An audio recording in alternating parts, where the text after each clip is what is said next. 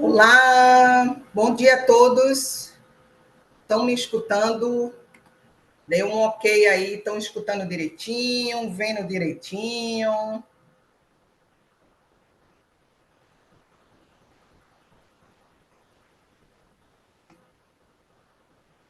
Coloque aí no chat. Ok, positivo, escuto. Ótimo. Estou admitindo aqui o pessoal, com muita gente entrando. Bom, vamos começar, né? Para que a gente não se atrase aí no horário, que é muito importante. A questão do tempo, por ser uma disciplina que tem vários detalhezinhos, muitas vezes acontece de eu ter que fazer alguma aula extra, né? Não seria do normal, né? Do programa, mas às vezes eu tenho a necessidade de fazer mais uma aula extra fora as 4 aulas, 4 webs que a gente tem no normal, tá? E aí eu vou ver essa necessidade de ter essa aula extra ou não. E a gente vai conversando na medida que a aula vai sendo realizada, certo? Antes de tudo, evidentemente, eu quero me apresentar para vocês, falar alguns pontos, né, da disciplina para a gente iniciar a aula de hoje. Para quem não me conhece ainda, né, como contabilidade aplicada é uma disciplina inicial, acredito que vocês, alguns devam ter pago a disciplina eu acho que é com o professor Robson, que é uma disciplina inicial de fundamentos. Tem outros alunos que não pagaram, né, essa disciplina, mas eu sou a responsável pela contabilidade aplicada, tá? Então, eu sou professora Tassiana Borges. Assim que eu terminei o meu curso de Ciências Contábeis, eu me destinei à profissão de contabilidade. Então, eu fui contadora, fui auditora, fui perita contábil, né? E passei aí uns 8 anos na área. Foi quando, de repente, eu ingressei para a área acadêmica e decidi me aperfeiçoar na área. Então, eu fiz uma especialização em contábil pela Universidade Federal de Pernambuco. Depois eu fiz um mestrado acadêmico em ciências contábeis também pela Universidade Federal de Pernambuco. E agora eu estou fazendo um doutorado de ciências contábeis pela FUCAP. Então, as ciências contábeis, para mim, é uma magia, né? Eu amo essa área e eu tenho um prazer em trocar ideias e conhecimentos voltada à área de ciências contábeis. Então, nessa vertente do grupo aí, na grade curricular de vocês, do grupo Ser Educacional, quem vai fazer ciências contábeis vai ter muitos encontros comigo, tá? Por aí, pelas disciplinas. E vocês vão ver que, assim, eu sou bem aberta com os meus alunos para contactar. Muitas vezes, agora não mais, que minha agenda está muito apertadinha, mas muitas vezes eu fiz vários cursos de extensão, né, que também ajudou as horas complementares de muitos alunos, né, sobre alguns assuntos específicos, né? E aí, tipo, práticas contábeis, como é que mexer num sistema de contabilidade. Então, como foi online, muitos alunos participaram também do grupo, né? Então, eu vou colocar para vocês depois a rede social para a gente sempre estar em contato, tá? Então, eu sou muito aberta para isso.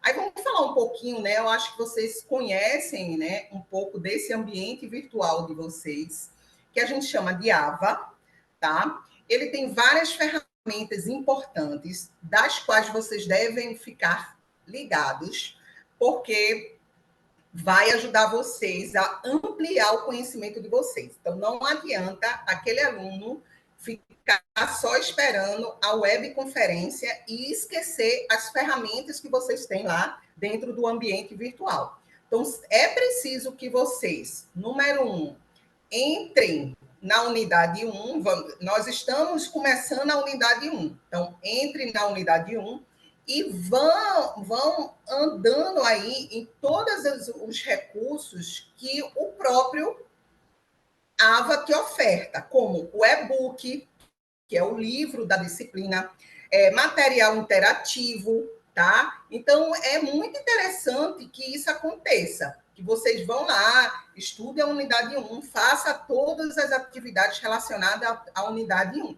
certo? As aulas ao vivo, das webconferências, elas tanto podem ser síncronas ou assíncronas, né? Ou seja, você pode estar ao vivo, como também você pode assistir ela gravada. Por quê? Porque essas aulas, nossas aulas, são todas gravadas e são disponibilizadas para vocês, para que vocês possam acessar a qualquer momento e quantas vezes vocês sentirem necessidade, tá? Não só a aula, como o material também. Eu dou várias dicas também de material complementar, enfim, a gente vai sempre estar juntos nessa, para deixar de uma forma melhor esse entendimento. Eu entendo perfeitamente que não é uma disciplina facilmente de ser conduzida, tá? Do mesmo jeito que os alunos de ciências contábeis estão tendo contato sobre contabilidade agora, vocês também, que não são da área de ciências contábeis, também estão tendo esse contato agora, né? Então, assim, vocês estão juntos, né? Não é porque um aluno é de ciências contábeis, eles estão mais avançados, tá? Então, vocês estão tendo a mesma percepção no mesmo nível, certo? Estamos juntos para ajudar vocês. Então, o que é que vocês têm de disponível para quando acontecer uma dúvida?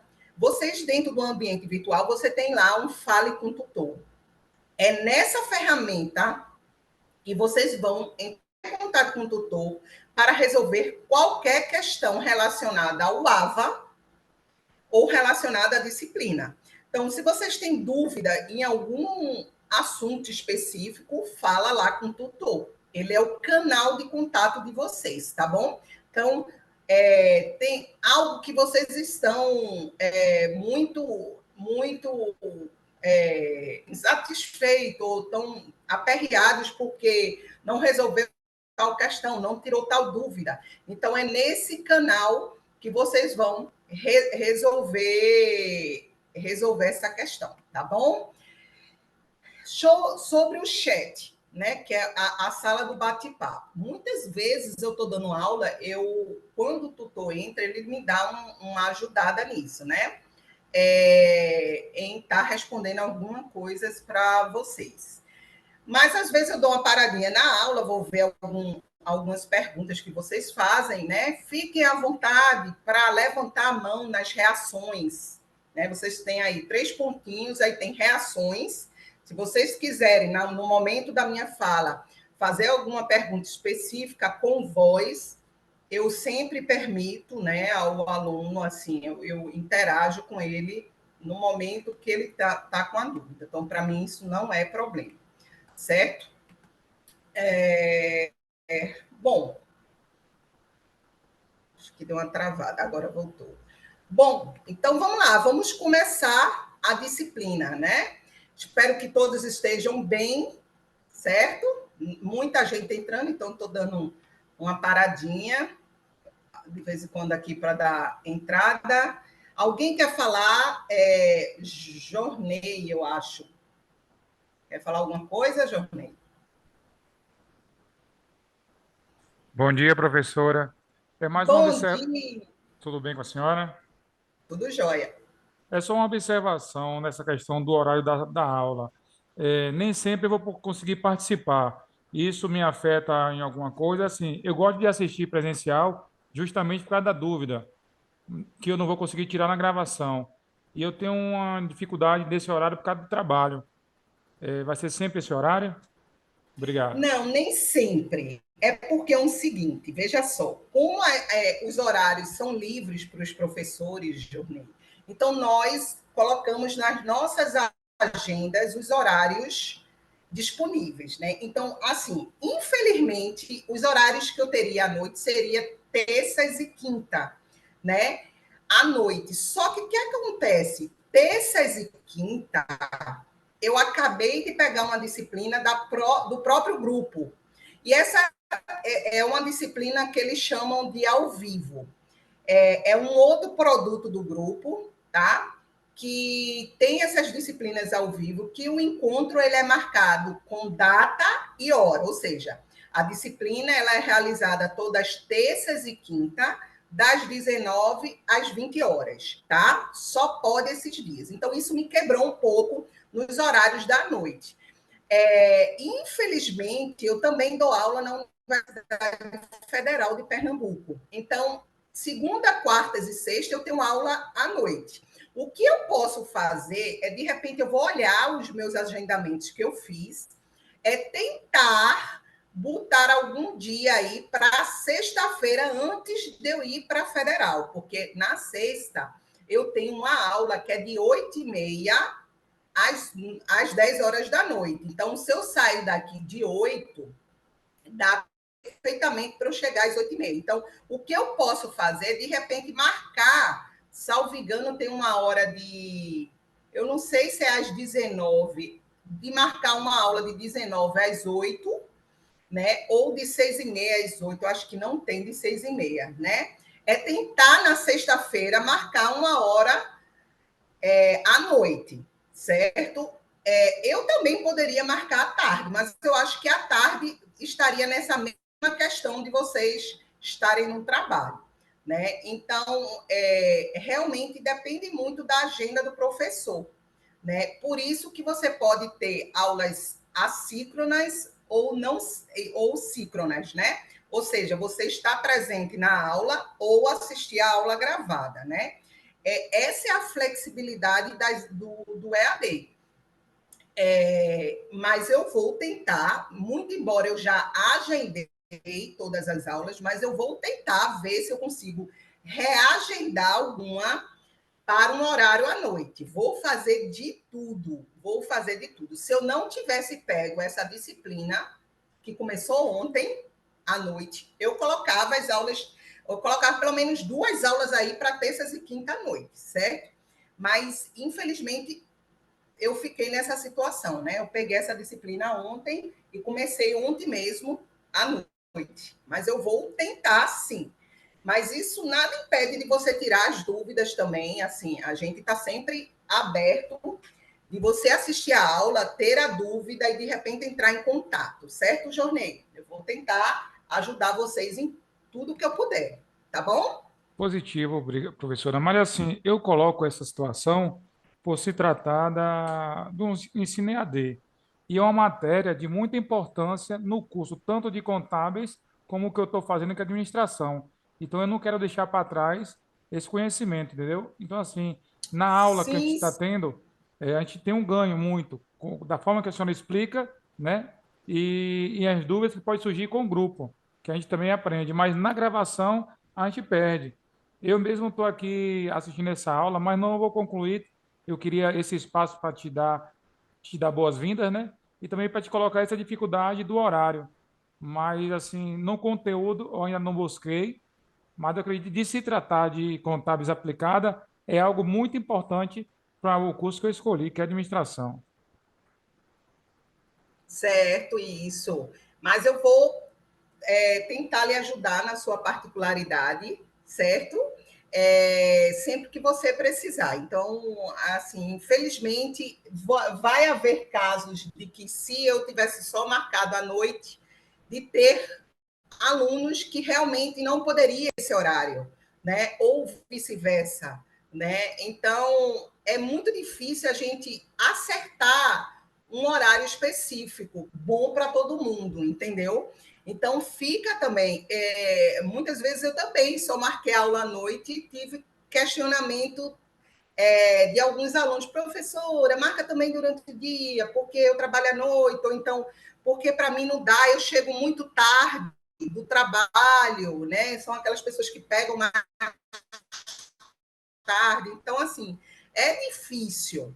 a gente ajustar um horário que seja bom para todos. O ideal é a gente alternar. Ou seja, o que seria o de melhor? A gente fazer 2 aulas durante o dia e 2 aulas durante a noite. A gente fazer essa alternativa, né? E não ter todas as aulas no mesmo horário, assim, quando o professor tem essa disponibilidade, né? De agenda. Mas vamos tentar, né? Eu espero que nas suas aulas que você assistir tenham dúvidas que sejam similar às suas, né? Mas mesmo que você gere dúvidas na aula de gravação, eu aconselho a você anotar todas elas e mandar para a gente, porque você vai receber a resolução bem detalhada e bem explicada. Isso eu posso te garantir, certo? Então, eu aconselho aqueles alunos que tiverem na aula gravada, tiverem dúvida, anotem e passem para a equipe, porque quando o tutor ele não desenvolve a resposta, ele passa para mim, eu desenvolvo e mando para ele, tá bom? Então, assim, ninguém vai se prejudicar em relação a isso, porque é a finalidade do EAD, né? É estar ali disponível para que você consiga acessar em qualquer momento, tá certo? Tá sem áudio? Eu acho que alguns alunos estão sem áudio. Aí eu peço para que vocês escrevam que a pessoa tem que sair e entrar novamente para ver se o áudio vem, tá? Vamos lá, vamos começar.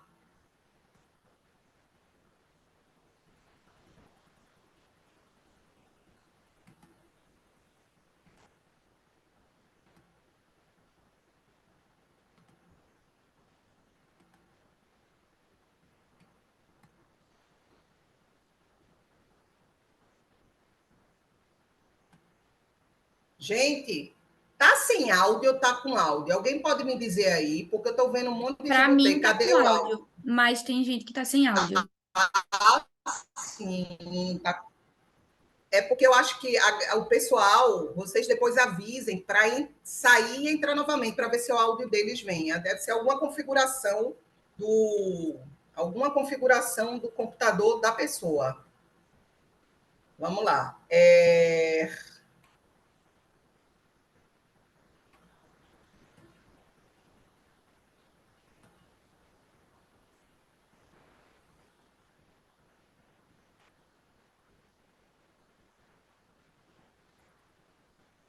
Bom, aqui é o meu contato, que eu vou deixar para vocês. É uma conta fechada, tá, gente? Mas vocês pedem solicitação, aí eu sei que é aluno, aí eu libero. Essa minha conta do Instagram é assim. Eu digo sempre aos meus alunos: veja, isso é uma conta pessoal e profissional ao mesmo tempo, certo? Eu não separo o profissional do pessoal. O que é que pode ter de legal para vocês, né? Na minha bio, que no meu perfil, vai ter um link do meu site. Eu tenho um site que eu criei, onde nesse site eu trago vários temas relacionados à contabilidade. Trago artigos, trago vídeos. Isso é um material complementar bem robusto. Então, eu acho interessante para quem quiser ampliar um pouco mais o conhecimento na área, entrar no site e ver alguns materiais lá que eu coloquei de artigos, fazer leitura, né? Tentar entender mais coisa. Então, seria muito bacana quem tivesse, né, essa possibilidade, tá, de acessar. O Instagram, eu não me incomodo de estar respondendo aos meus alunos nele, não. Tá? Então, assim, lógico que eu não vou fazer uma central de atendimento pelo meu Instagram, porque a gente tem uma equipe preparada para isso. Mas eu ajudo muito os alunos quando eles têm uma dificuldade extrema e eu tento ajudar. Né? Às vezes falo diretamente com o tutor. Eu tinha um aluno que morava no interior muito distante, que ele estava sofrendo muito com questão de ter uma resposta de algo na parte administrativa, não sei o que ele queria relacionado à disciplina. E aí eu tentei intervir e falar com o tutor para ajudar esse aluno, mas eu não sou uma central de atendimentos. Eu estou aqui para a gente trocar ideias, né? Falar de coisas de vocês, de conquista. Eu adoro receber conquistas, assim, saber das conquistas, do que vocês vão conquistando no dia a dia de vocês, né? E que é relacionado à disciplina, com a ajuda da disciplina, assim, eu me sinto muito feliz com isso, tá? Então, se aí à vontade, tá? Em relação a isso. Aí vamos lá. Esse material vai estar para vocês disponível, tá? Quando acabar a aulinha, vai estar lá para vocês. Vamos começar. A primeira temática, né, trazida aí pela unidade 1 é sobre o que é que essa disciplina faz. Ela pega o balanço patrimonial e vai falando, conta por conta, qual a função dela dentro do balanço patrimonial. O balanço patrimonial é praticamente a demonstração mais importante dos relatórios contábeis, né? Tanto ele como a demonstração de resultado. A gente pode dizer que essas duas demonstrações apresentam a saúde patrimonial, financeira e econômica da entidade, tá? Então, elas são extremamente importantes. O balanço patrimonial, né, para quem aprendeu teorias da contabilidade, ele foi criado pelas escolas e as doutrinas contábeis e foi constituído dessa maneira, onde a gente diz que a coluna da esquerda ela é representada pelo ativo e a coluna da direita é representada pelo passivo, né? E o patrimônio líquido. O total da coluna da esquerda tem que ser exatamente o total dos somatórios da coluna da direita, né? E o que é que contém o ativo, o que é que contém o passivo e o patrimônio líquido? Então, a gente sabe que o ativo vão estar evidenciados todos os bens que a empresa tem e os direitos a receber dela. No passivo exigível, que a gente chama, vai conter as obrigações que a empresa tem para com terceiros, sejam elas de curto prazo ou de longo prazo, de vencimentos. Já o patrimônio líquido vai ser a obrigação que a empresa tem, mas não para acontecer, e sim para os proprietários da empresa. Afinal de contas, esses proprietários, eles injetam capital inicial, que é o recurso financeiro, para abrir a empresa. É mais do que justo que, quando essa empresa feche, ela devolva tudo que os proprietários aportaram para ela. Por isso que o patrimônio líquido ele passa a ser obrigações que a empresa tem para com os proprietários. Professora, é só o capital aportado inicialmente que deve ser devolvido aos proprietários, não só ele, como qualquer outra lucratividade futura que a empresa gerar, tá? E aí está o nosso balanço. O balanço ele vem através dos registros e a escrituração contábil, que faz parte das técnicas de contabilidade, que são elas escrituração, elaborações das demonstrações contábeis, auditoria, análises de balanço, tudo isso são técnicas de contabilidade. Então, ela vem da escrituração e, logicamente, ela desemboca na segunda técnica, que é os demonstrativos contábeis. Então, o balanço patrimonial é um demonstrativo contábil de caráter obrigatório, principalmente para as empresas e sociedades anônimas, em divulgar, certo? Para toda a população.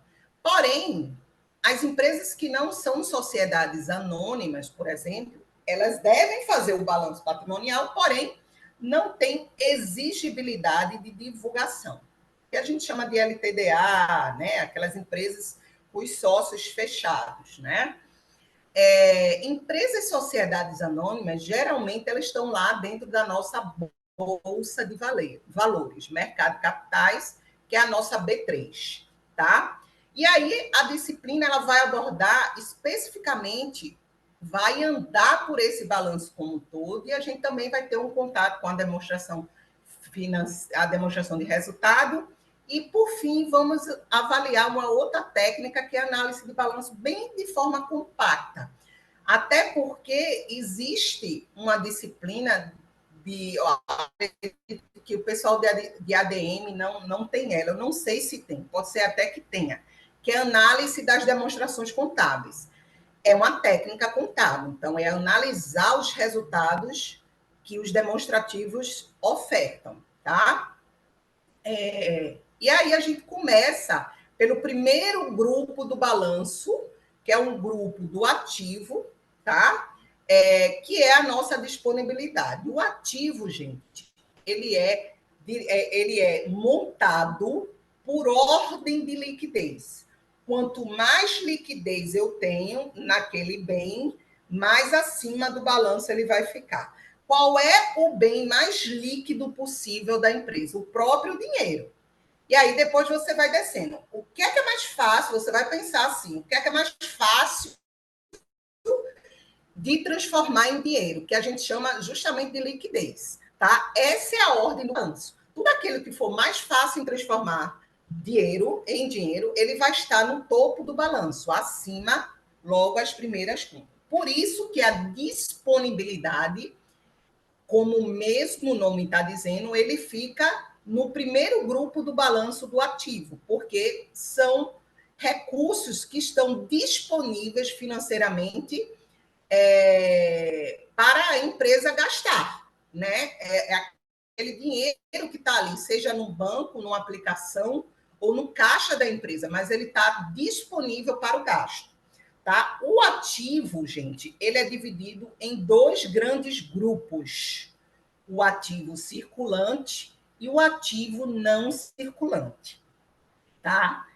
A gente sabe que o ativo circulante e o não circulante vão estar composto ali bens e direitos. Eu só preciso entender quais são os bens e direitos que vão estar dentro do ativo circulante e quais são os bens e direitos que vão estar dentro do ativo não circulante.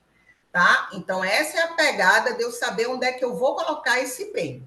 Então, se eu tenho um fato contábil, certo? Gerado a um bem que é ligado à atividade operacional da empresa, ou seja, eu quero aquele bem, eu vou adquirir aquele bem para renegociar, para vender, né? Ou é um bem que foi gerado da própria atividade operacional da empresa, da qual eu vou renegociar, eu vou usar para suprir a minha necessidade da atividade operacional. Isso é um bem do ativo circulante. Quais são os bens principais que estão no ativo circulante? É o próprio caixa, né, o dinheiro na disponibilidade e o estoque. São os dois grandes bens do ativo circulante. Por que o estoque? Porque é um bem que a empresa compra com a finalidade de venda. Então, se é um bem que a empresa compra com a finalidade de venda, ele vai estar no ativo circulante. Beleza?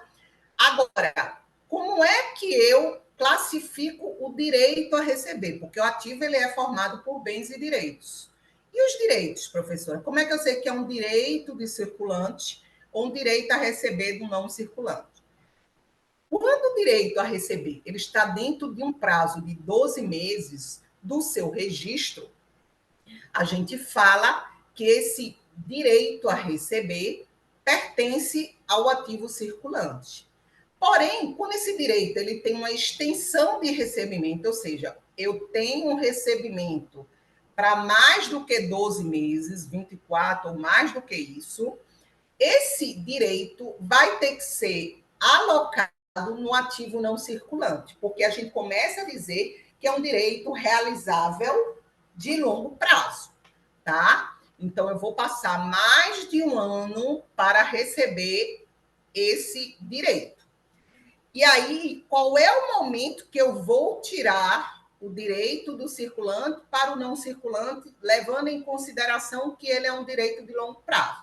Normalmente, os balanços patrimoniais, eles fecham no final do ano. Então, quando chega lá no dia 31 de 12 de 2024, por exemplo, Eu vou olhar minhas contas de direitos a receber e vou ver as que foram vencíveis até o dia 31/12/2025 ficam em direitos a receber circulante. Porém, as que vão se vencer após o período de 31/12/2024, essas sim terão que ser relocadas no ativo não circulante como realizável a longo prazo. Então, essa é a regra de direitos. Regra de bens, já coloquei para vocês, tá? Para fechar essa questão de bens e direitos, né? Eu já sei direitos, mas e os bens do não circulante? Quais são eles? Bom, se eu disse a vocês que os bens que vão estar alocados no circulante são aqueles bens que a empresa tem com a intenção de venda, os não circulantes vão estar ali os bens do qual a empresa não tem intenção de vender.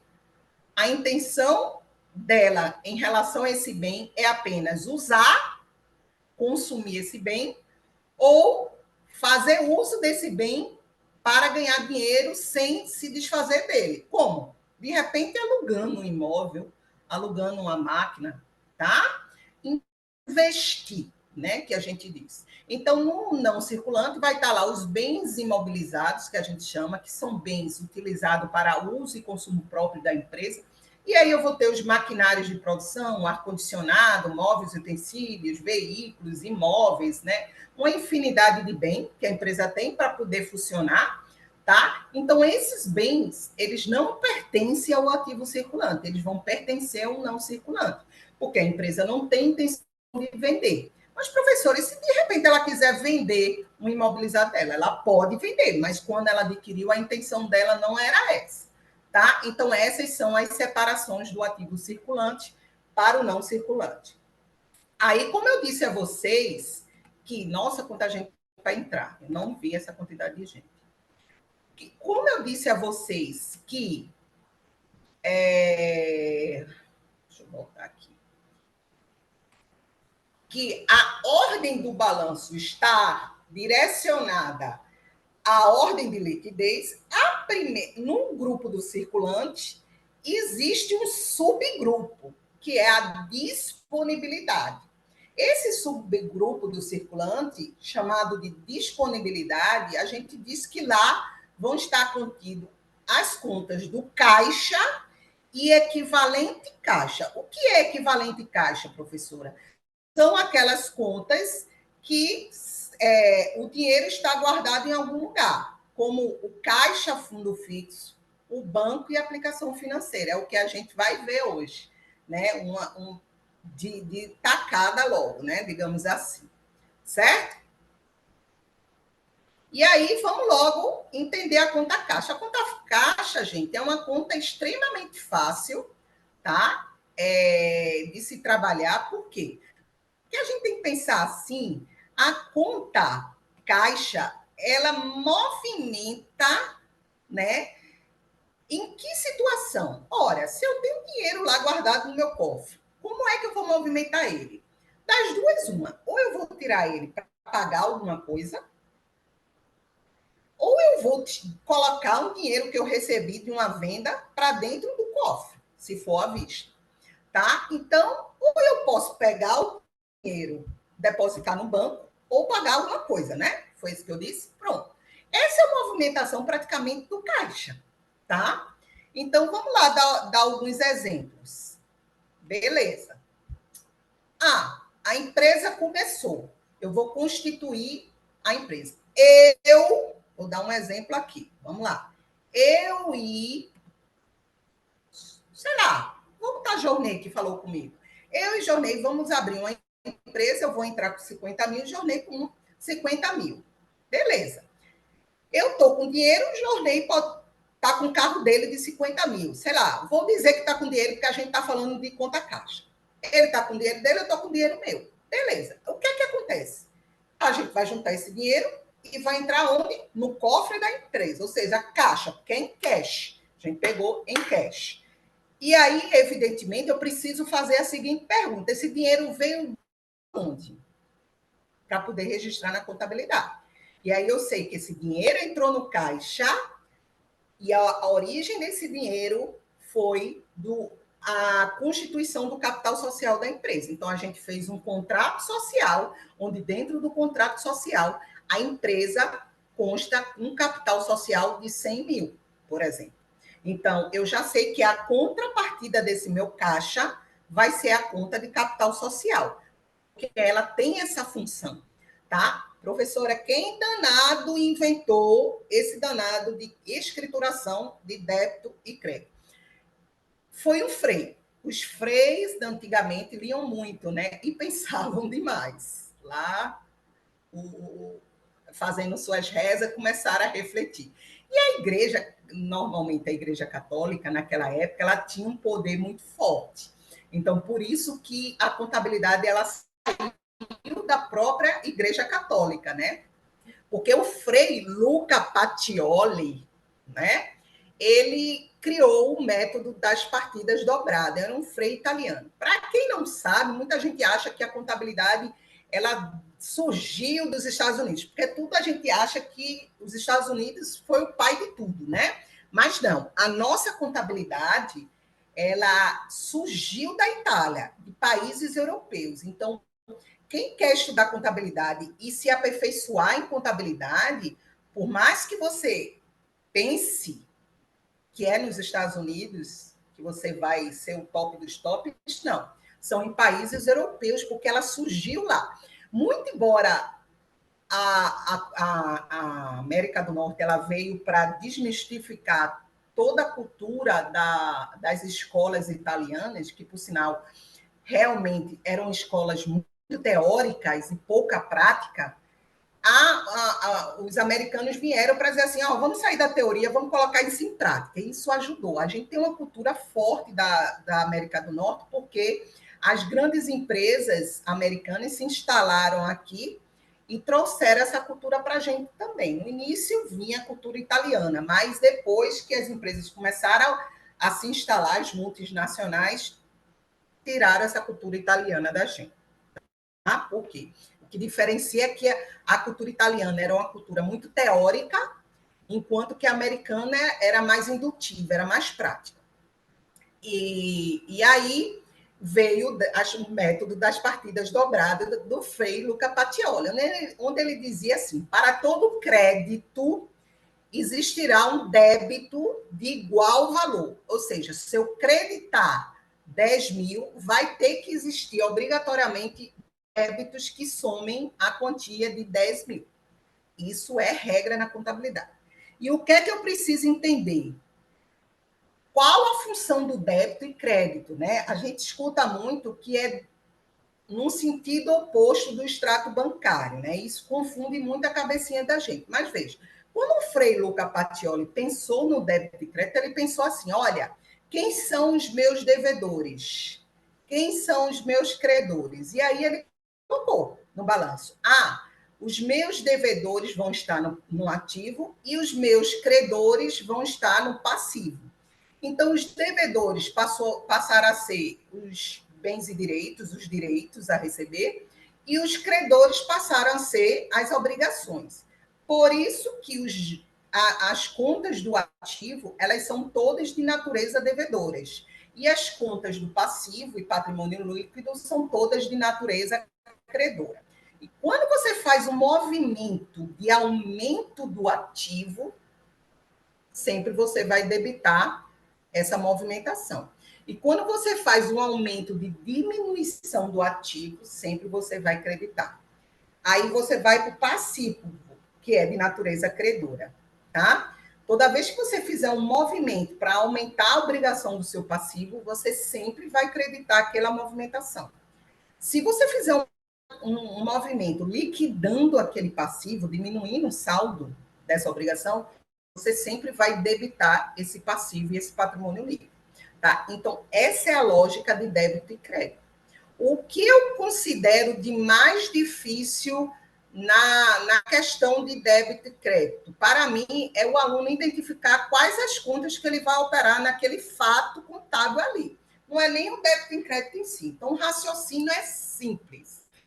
Você vai chegar e quem está começando a aprender, eu acho sempre legal fazer tipo esse controle assim, ó, que vai fortalecer o seu entendimento. Então, você faz tipo um balanço, corta no meio,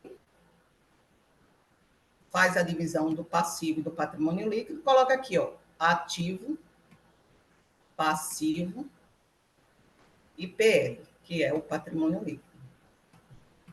E aí você faz assim, olha, toda vez que aquela conta do ativo aumentar de valor naquele fato, eu vou debitar ela.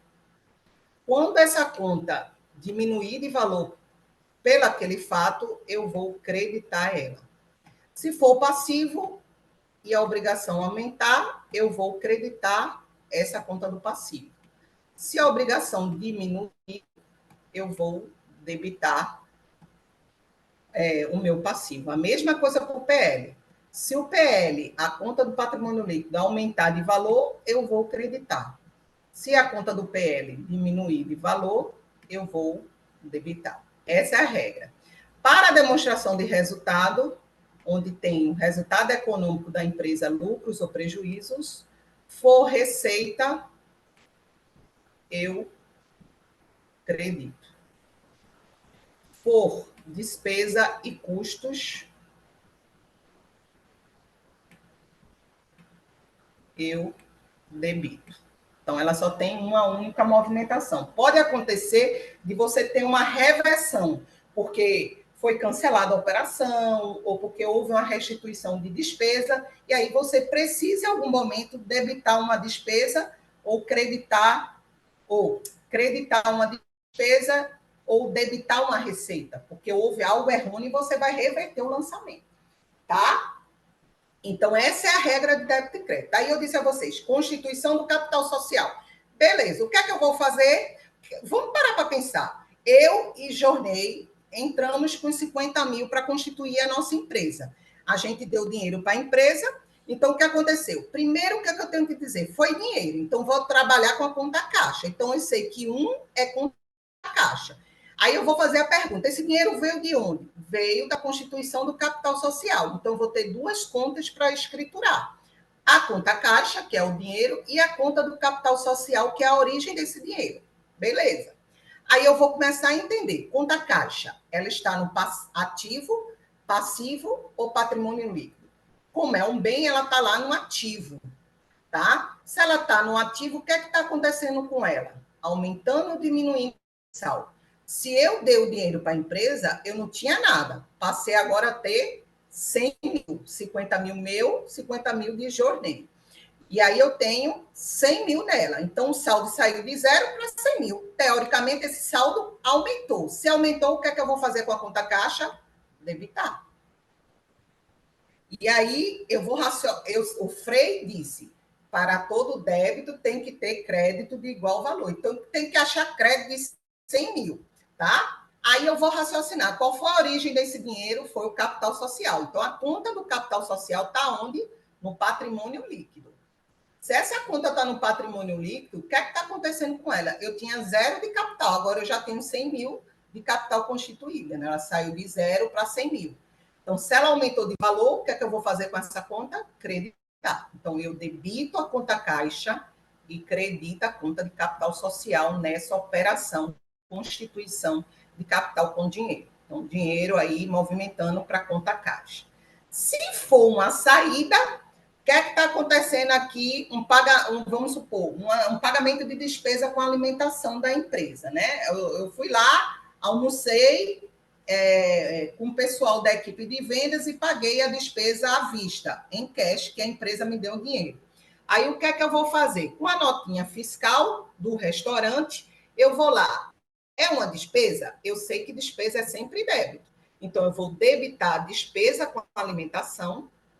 E o que é que está acontecendo na conta do caixa? Eu estava com dinheiro da empresa, tirei dinheiro, né? Ou seja, o caixa era 100, agora baixou, porque eu gastei com alimentação. Então, se o caixa diminuiu de saldo, diminuição das contas do ativo é crédito. Então, eu vou debitar a despesa com alimentação e creditar aí a conta caixa. Dúvidas? Sim ou não? Opa, tem dúvida aqui, né? Deixa eu ver. Nesse primeiro foi debitada a conta caixa, em contrapartida foi creditada a conta. Nessa conta credora não seriam os créditos, já que são sócios? Mas a gente, 2 créditos? Não, porque pode fazer 2 créditos, né? Se foram 2 sócios, você vai fazer 2 créditos na conta de capital social. Ou você faz um crédito de 100 mil e coloca lá no histórico do lançamento que foi 50 mil de Tassiana e 50 mil de Jornê. Não tem problema nenhum.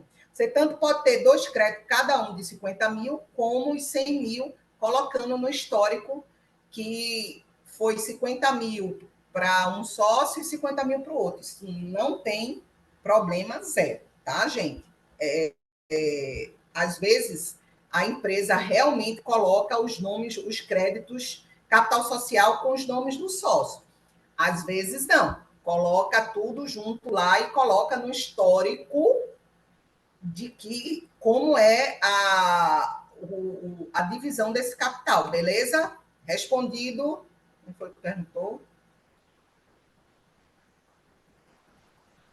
Afonso, espero ter lhe respondido. Certo? Deixa eu ver mais aqui se teve não. Próximo passo.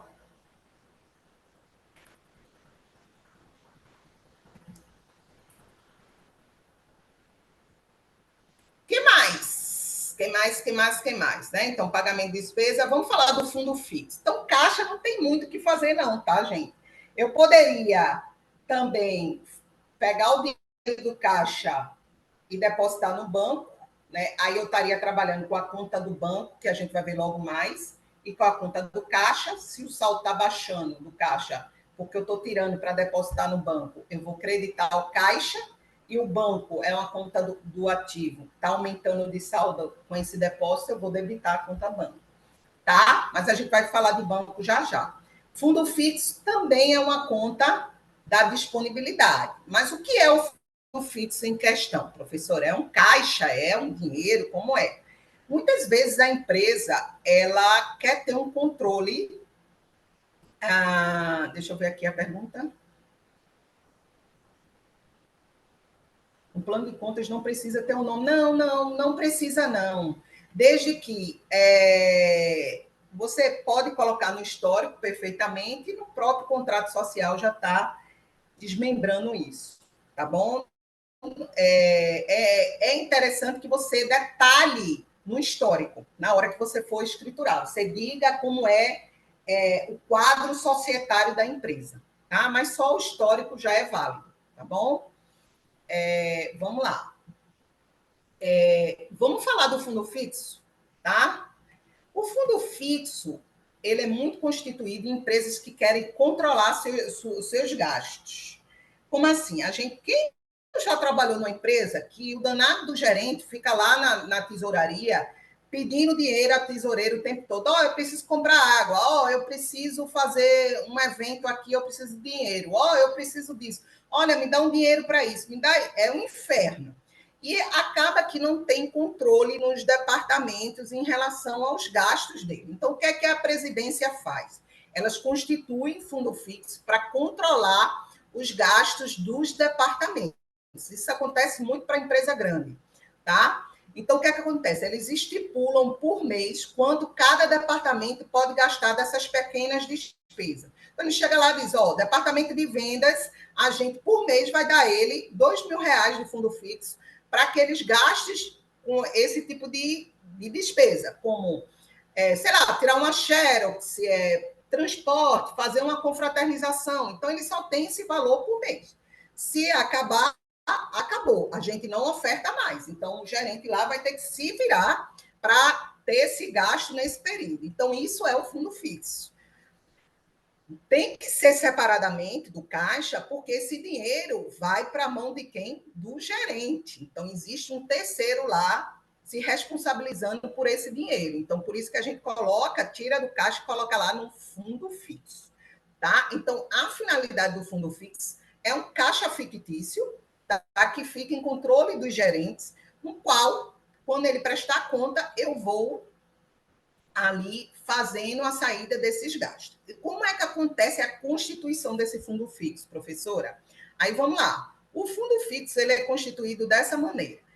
Todo fundo fixo ele tem que ser feito, por exemplo, em relação ou você bota um Pix, hoje é Pix, né? Antigamente não tinha Pix, então a empresa ela tinha que passar um cheque nominal ao gerente. Digamos que eu sou a gerente de vendas. Eu vou passar um cheque nominal à Tassiana de R$ 2.000. Tá aí. No dia 1 de março, eu recebo o cheque de R$ 2.000. Eu chego no banco, troco no meu nome, troco o cheque e pego o dinheiro, tá? Então, por isso que, na hora que eu vou fazer a liberação do fundo fixo para o meu gerente, eu tiro do banco, vamos dizer que fiz um Pix, tá?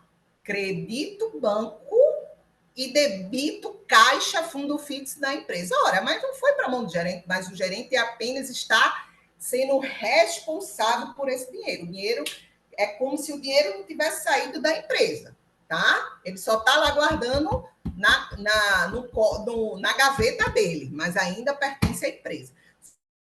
Não posso colocar no caixa diretamente, porque não está no cofre. Está lá na gaveta do gerente. Então, a gente chama de caixa fundo fixo. Constituir o fundo fixo, eu vou debitar, porque a conta do ativo vai aumentar, fundo fixo, e como eu fiz um PIX, né, vai sair do banco, o banco vai baixar de saldo da empresa, e aí por isso que eu estou creditando. Para isso, é a constituição do fundo fixo, beleza? Beleza. Passei o mês todinho gastando. Gastei com alimentação, gastei com despesa, não sei o quê, não sei o quê, não sei o quê, não sei o quê. Terminou no dia 31 de março, eu vou fazer um borderô de fundo fixo, colocando todas as notas fiscais que eu gastei e colocando no borderô todas elas. Alimentação, nota fiscal tal, X valor, X valor, X valor. Eu tenho a opção de ter atingido os 2.000 ou até mesmo ter chegado perto dos R$ 2.000. Eu chego na tesouraria e digo, olha, dos R$ 2.000 eu gastei 1.500. Vamos começar abril. Eu preciso dos meus 2 de volta.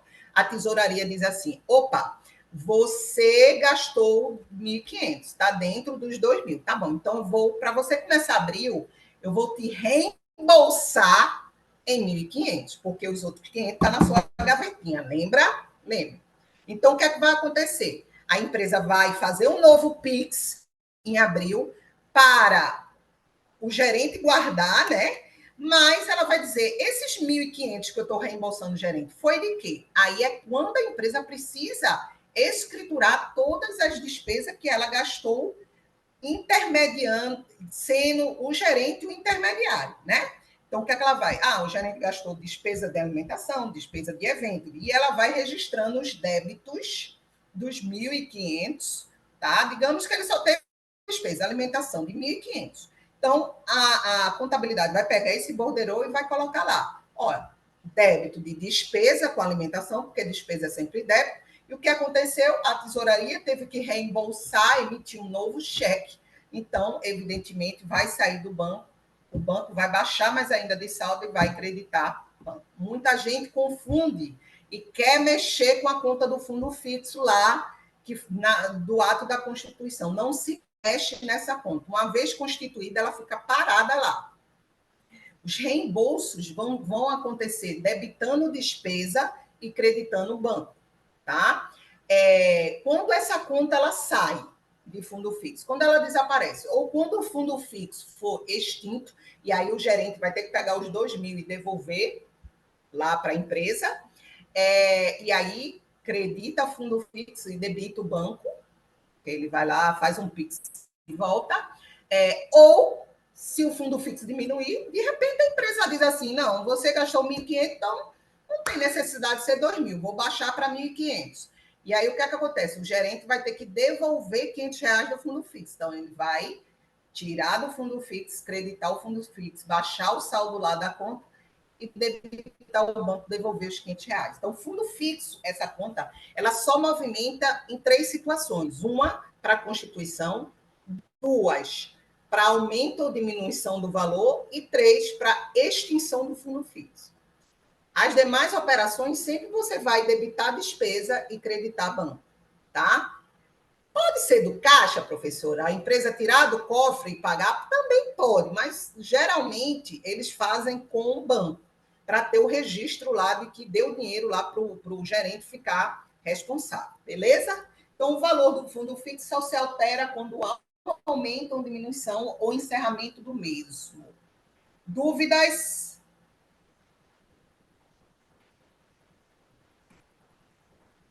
Professora, casa tem algum mês... Opa! Peraí. Então, algum mês ele quer usar o dinheiro a mais de onde sai. Não, ele não pode usar dinheiro a mais. Ele não pode. Ele só pode usar o que é determinado. E aí, mas se ele sentir necessidade, reunião com os diretores para pedir aumento do fundo fixo. Ele não vai gastar. Ele não tem de onde tirar. Se o fundo fixo é constituído até 2.000, ele só pode gastar até 2.000. É como se fosse uma mesada. Quando um filho da gente tem uma mesada, ele pode gastar mais do que a mesada? A gente vira para ele e diz, problema teu dinheiro está aí, te vira. A mesma coisa acontece com o gerente.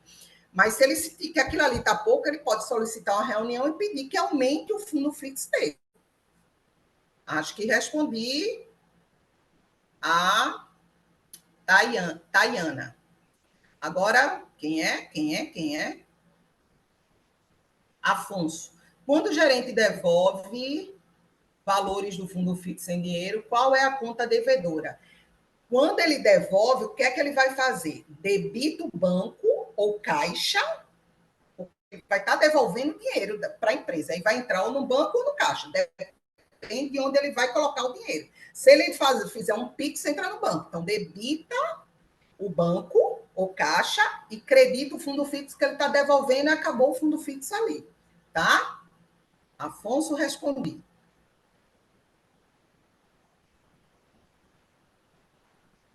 Então, não podemos mexer no valor do capital, Daniele. Eu não entendi essa tua...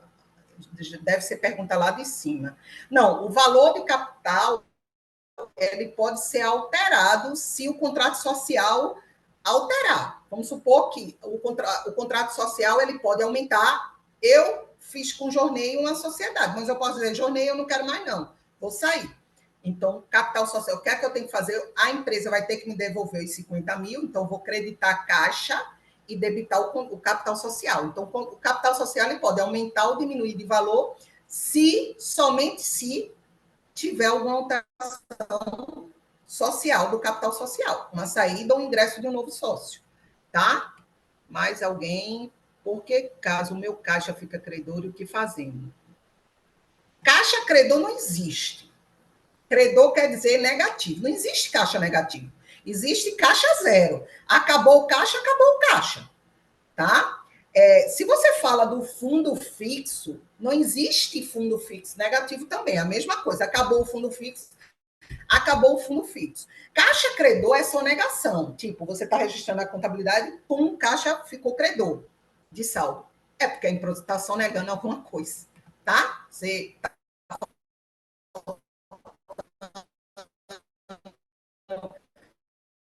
registrou venda sem nota fiscal.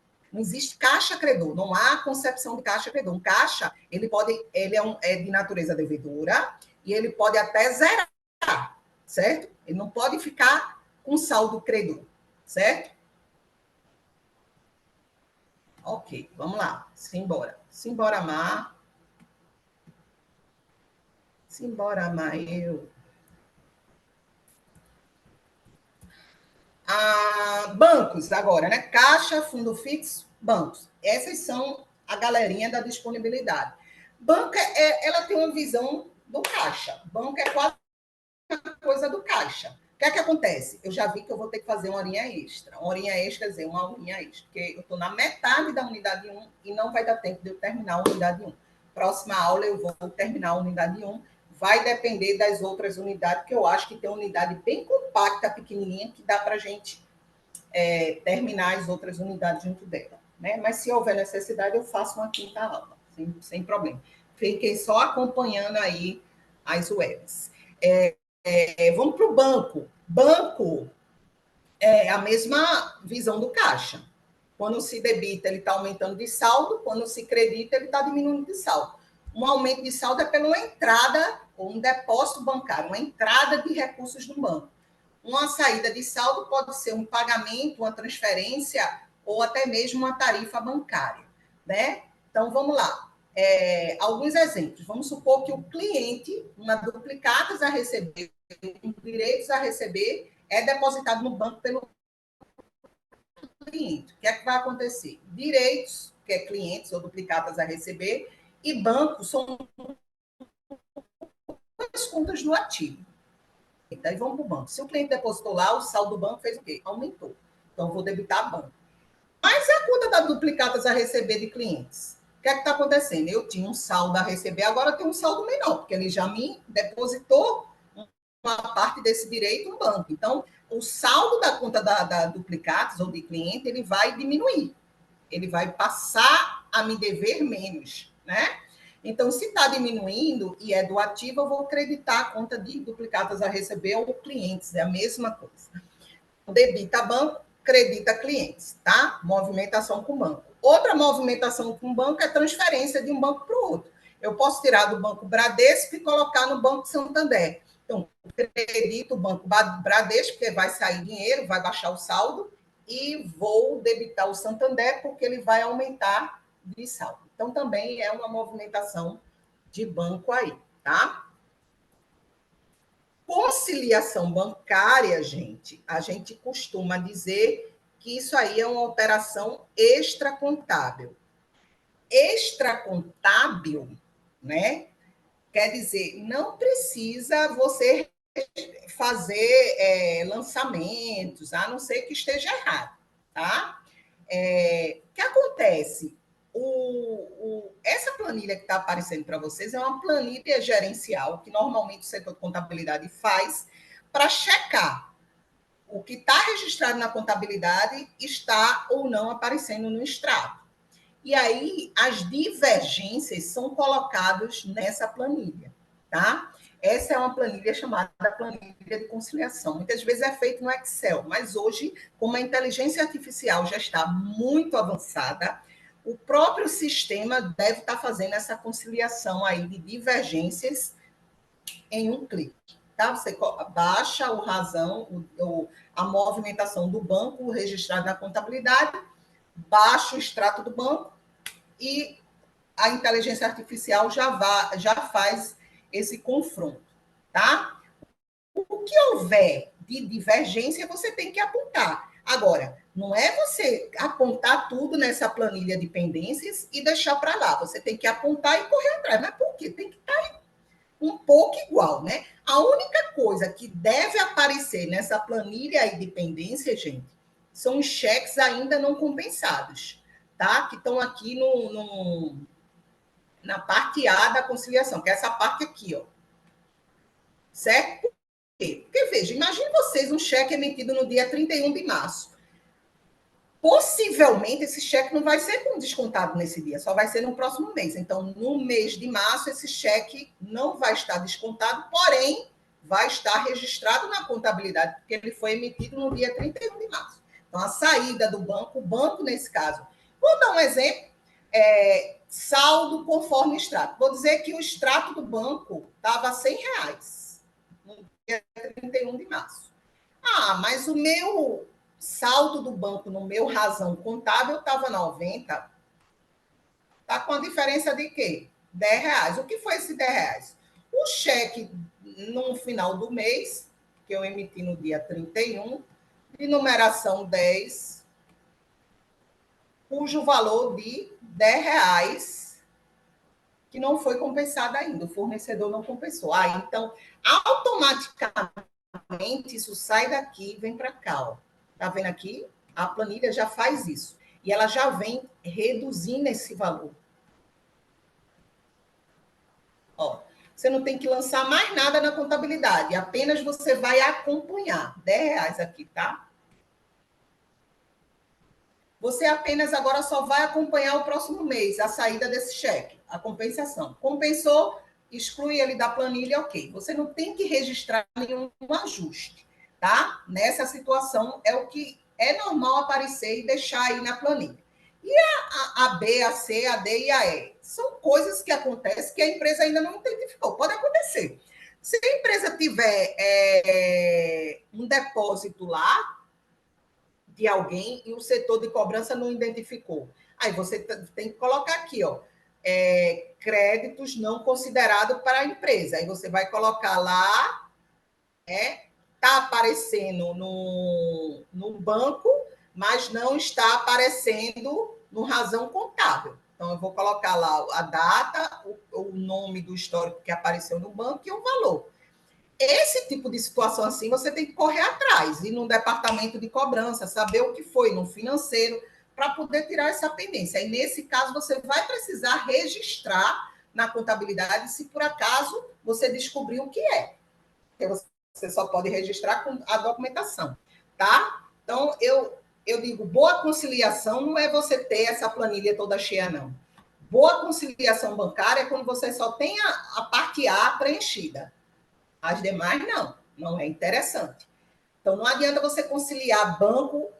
Eu terminei conciliação. Quando eu olho a planilha lotada de informação. Eu falo, Maria, isso é uma conciliação? Conciliação é você olhar as pendências e sair atrás para resolver. E deixar só a parte A ali. Tá bom? Isso é conciliação bancária. Dúvidas aqui?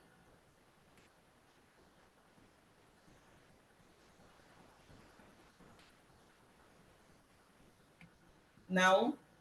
Vamos ver quantos slides. 9 ainda. Vamos fazer só essa parte aqui, né? Outra questão de banco, né, é quando há empréstimos, né? Acontece muito da empresa ter que pedir empréstimo para financiar algo, né? Então, deixa eu tirar aqui. Financiar algo. Quando isso acontece, né? Eu chego lá no banco, peço um empréstimo, o banco faz, tá bom, te dou um empréstimo para você pagar em X parcelas e uns juros de X. Nesse caso aqui, ele pediu empréstimo para financiar as compras de mercadorias dele. Então, ele pediu 100 mil, o banco cobrou juros de 10 mil, com prazo de 10 parcelas. Então, o que é que vai acontecer? Qual o registro? Vai entrar para mim 10 mil, tá?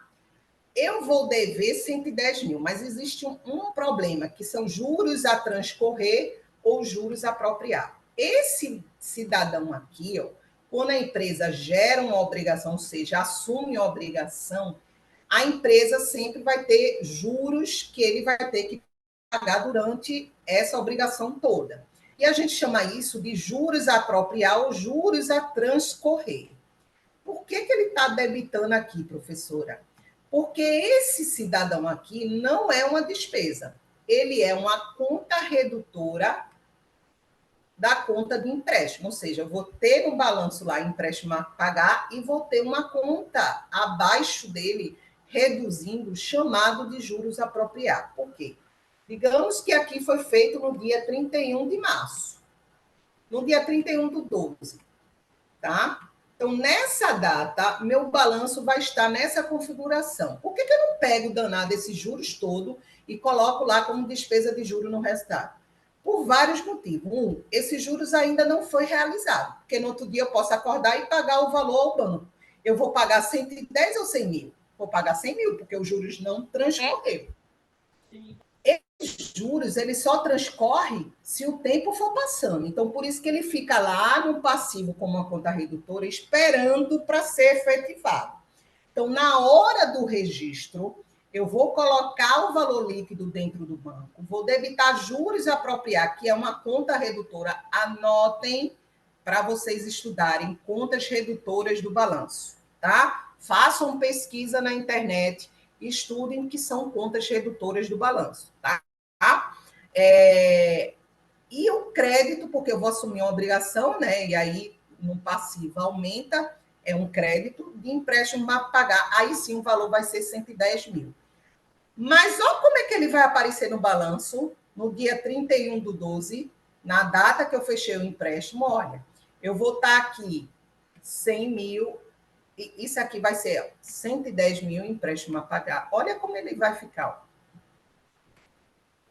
Empréstimo a pagar. E você vai ter os juros a transcorrer, ó, na data que eu fechei o contrato, de 10 mil aqui. Ó. Então, o usuário da informação vai olhar para o teu balanço e vai olhar, foi o que aconteceu com a Americana, eles não fizeram isso, tá? E vai olhar aqui um saldo no dia 31 para que, se eu quiser pagar essa dívida, de quanto? Se no mesmo dia que eu fechei o contrato ganhar na Mega Sena, eu posso pagar a quantia de 100 mil e não de 110 mil. Agora, passou o primeiro mês, esses juros começam a transcorrer. Então, eu vou pegar esses juros, dividir em 10 parcelas, e todo mês eu vou pagar 1/10 avos e baixar na despesa financeira. Aí eu faço crédito desses juros, porque ele tem natureza devedora, ó, ele é conta redutora, e débito da despesa financeira. Todo mês eu vou baixando e realizando na despesa financeira. Tá? Isso é juros a transcorrer passivos e existe também juros a transcorrer ativo. Tá bom? Então, que é que faltou para a gente encerrar aplicações financeiras, mas eu não tenho mais tempo, tá? E a gente vai ter que terminar a unidade 1 na aula que vem. Não se aperreie, porque as 4 unidades vão ser dadas, tá? É sempre assim, a unidade 1 ela é muito robusta, tá? O que é que vai acontecer? Eu vou disponibilizar para vocês a unidade 1, esse material, tá? Na próxima aula da gente, a gente continua e termina a unidade 1, e depois vocês vão ver que as outras unidades elas são bem mais compactas, tá? Ela é mais puxada. Então, minhas dicas para vocês, quais são? Anote. Eu vou até colocar aqui. Ó. Primeira dica: estudar a estrutura de pelo menos 3 balanços patrimoniais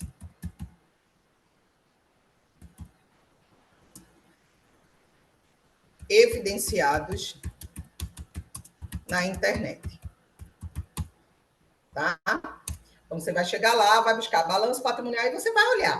O que é que eu quero que você namore o balanço? Ah, aqui está a conta do caixa. Quais são as contas do ativo circulante?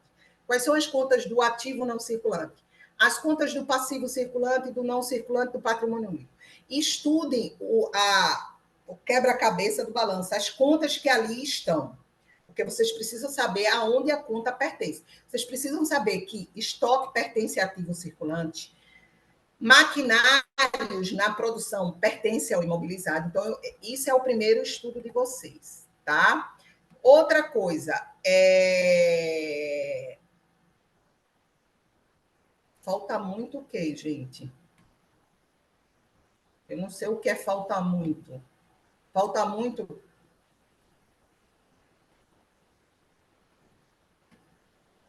Já vai encerrar, já vamos encerrar. Ó, isso é um ponto. Ponto 2. Estudar as contas redutoras do balanço patrimonial. O que é e quais são elas? Beleza? Que mais? Que mais? Que mais? Que mais? Bom, se vocês lerem isso aqui, assim, e para acabar de matar vocês, o 3, estudar o que são, estudar qual função das contas juros ativos a transcorrer e juros passivos a transcorrer. Até a próxima aula, né, filhos? Estudem tudo isso para ajudar vocês. Beleza? Quem quer mais fazer alguma pergunta, pode abrir o microfone. Vai ficar gravada, a aulinha vai estar disponível para vocês. Alguém quer perguntar algo? Falar algo? Dizer algo? Ok? Podemos encerrar a aulinha de hoje, porque tem uma horinha, né? Mas a gente passou um pouquinho. Mas vamos terminar a unidade 1. Então, se for preciso abrir uma quinta aula, eu vou abrir. Tá bom, gente? Espero ter ajudado vocês. Vocês são muito lindos, fofos. Obrigado por ter dado uma fugidinha do trabalho, ter escutado aí, tá? Eu sei que é difícil para vocês os horários, mas estou aqui para ajudar todos vocês, tá? Ok? Um grande abraço. Até a próxima aula. Obrigada a todos.